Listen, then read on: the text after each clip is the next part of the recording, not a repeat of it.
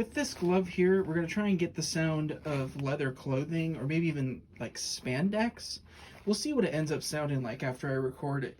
We're going to try stretching it and doing a few different things to get some interesting sounds out of it.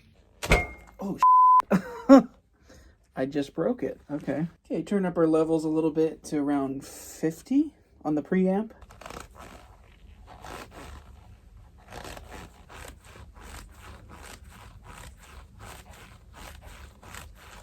All right, guess we'll see what we got. Now, the audio clip I recorded of me stretching a glove actually ended up sounding a lot like leather, which is really cool. So what I did to edit it is I just pulled down a little bit of the low frequencies, boosting the high end so that it sounds a little more clear. We then went in and added a little bit of reverb. Because we recorded the sound so close to the mic, it came across a little bit dry. So as you can see, we just added an ever so tiny amount. We have the decay at 0.82 seconds, and we have the mix at 100% dry, but with 16% of the wet channel introduced.